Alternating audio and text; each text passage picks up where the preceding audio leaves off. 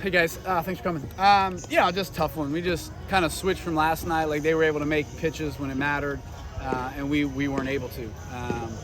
They just killed us 2 outs. They scored those 4 runs in the third or whatever it is, all with 2 outs. They get the leadoff double. We get 2 outs. We have the infield in. We get out of that. We get able to get away from that and with 2 outs, and you're trying to get out of that with no runs. And we just scored 2, and we just couldn't do it. And then, again, they just kept putting up crooked numbers, and we just kept putting up single numbers. We got 12 hits, but we just weren't able to string enough together in big bunches like they were. And, again, I think they scored another 3 runs with 2 outs after the 4. So, they scored 7 runs with 2 outs. And then every time that, we felt like we were going to, JRP hits the home run, we feel like we got some momentum, we go right back and give the 4. Then we come back right away and score 2 with Drew's home run. And you're like, all right, just put up some zeros, we got a chance, and we give it right back and get up and give them more and 3 more runs. And so it's just like every time that we started to get some momentum and be able to stay in the game, like we just weren't able to get enough outs and make enough pitches. And just again got behind. Yesterday we were able to get ahead and be able to throw our pitches and make them chase. And today we just were getting behind and left too many pitches over the middle of the plate. And just weren't able to execute when we needed it. And again, weren't able to get off the field with 2 outs. So. Just made it a lot difficult, and again, it was just kind of the switch. We made some great defensive plays, got the big hits last night, and they weren't able to, and tonight was kind of switched where they were able to do it all to us. Well, let's first begin with Dom's outing. A couple of walks in the first inning, yeah. He gets out of some trouble there. Yeah. What did you see from him and this outing? Yeah, I wasn't as sharp this week, but able to manage and, kind of settle down and but, again, it's just you're getting behind. Like last week, the last 2 times he's pitched, he's just been able to get ahead, pound the zone, and then been able to do what he needs to do in order to get outs, and whether that's throwing his cutter away or getting in on the fastball. But this time it was just a lot of behind in the count stuff and then having to throw pitches in the heart of the plate, which that potent of an offense, that's just not really what the best game plan is. So, and then he does a great job, man. He gives that leadoff double, whatever it is, and I think they sack fly the guy over, gets to third, and get a pop fly, I think, with the guy and 2 outs, and you think you got a chance to get out of that inning, and then I guess it's probably 5 straight hits. They score 4 runs, and just one pitch away from getting out of that inning, just wasn't able to finish it. Coach, 2 of your most important hitters tonight, Andrew Bray and Sundin, went hitless. What do you think went wrong? Yeah, Sundin hit some balls hard, just wasn't able to find holes.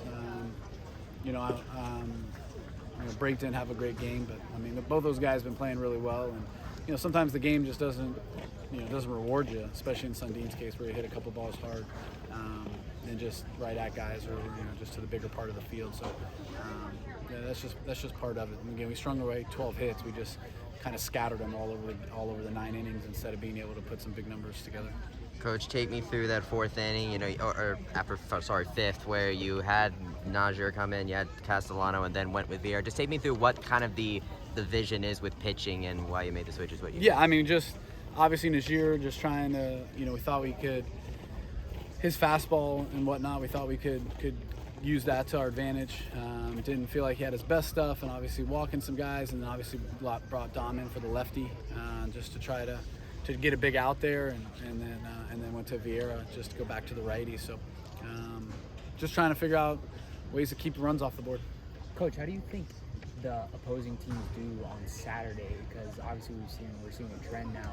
Do you think they're really good at adjusting to you guys, or is it kind of you guys are having an off day? I just think it's the game of baseball. It doesn't, Fridays or any game doesn't matter. You don't get to carry runs with you. You don't, it's just part of the game where, one team plays good on one day, the next team could play good the next day, and it doesn't matter what the score is. Like, you can no-hit somebody one day and get 20 hits the next, and then give up 20 hits the next day. That's just the game of baseball. Sometimes it's matchups, sometimes it's just adjustability, sometimes it's just luck, sometimes it's a lot of different things. So you can't really put your finger on one thing. It's just a lot of things can happen differently every single game. But how does it not creep into the psyche, the mentality of players, when things start wobbling a little bit? Yeah, I just think you just worry about doing your thing, like playing the game and controlling the things that you can control. So again, what we did last week or the week before that or the week before that is irrelevant for today. Like, it's just about being able to show up today and do your job and worry about, again, we talk about nothing matters. Like the score doesn't matter, the weather doesn't matter, the day game, night game, your opponent doesn't matter. It's about what are you going to do, how are you going to, compete, and again, if you're down 10 runs, just go out there and compete. Don't give away at bats, don't give away innings. When you're up 10 runs, don't give away outings, don't give up innings, don't give away at bats.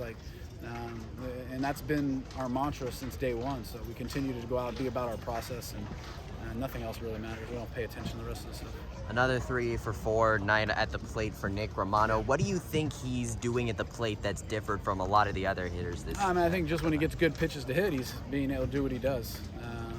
Again, getting to see that one. We need to see that 1 through 9, but Nick's just done a much better job of relaxing and then just being ready to go when they throw him good pitches to hit. You know what I mean? And they make mistakes in the heart of the plate. He's done a great job of being able to hit the ball hard and put it in play. And when you do that, good things happen. John Rice Plumlee, spring practice for football, comes over here and knocks one out of the park. Just talk about what goes into a day for him. It's a lot. It's a crazy situation. He's done it his whole life. So he's been preparing for this kind of stuff ever since he was little. With high school and all that kind of stuff. So it's something that he's well more prepared than I probably would be or somebody else would be. So, it just shows the athleticism and, I'm sure it's not easy when you're trying to do 2 different sports and just do 2 different things and you got your brain in a bunch of places. And maybe it helps that he's able to take his mind off of one or the other. You know what I mean? When he's here, he doesn't have to worry about football. And when he's at football, he doesn't have to worry about baseball. And where maybe some other guys are home agonizing over at bats or agonizing over football practice, like he's doing something else to keep his mind busy. So, he's just a super athlete. And, when you work hard, though, and you're a good kid, like, good things happen to you. I know it was against your team, but have you seen a home run ball go as far as that one I'm here? sure. We've had some Hunter Goodman, used to hit balls of miles That was a blast, in Memphis. Yeah. When you throw balls down the middle against good, the guy's supposed to be a potential first rounder. So, that's what those guys are supposed to do when you throw the ball 2-0 counts, behind the counts, right? You got to pump one down the middle.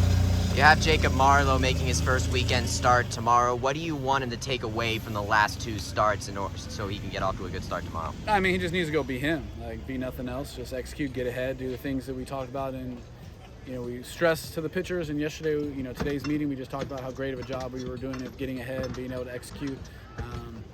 And the numbers, show that when you get ahead and be able to execute pitches, then you're able to be successful. So he just needs to go out there and be him, do the things that he's been doing, and just go out there and give us a quality start. Coach, I wasn't able to ask you this yesterday, but obviously the World Baseball Classic, there's a little controversy with all the injuries and whatnot. What does the growth of baseball mean to you for the world? Yeah, I think the World Baseball Classic is amazing. I think the timing of it's terrible. Just like the Olympics and stuff like that end up people stop and do stuff. I don't know why we can't stop, the big league season for a couple weeks and do it in the middle of the year.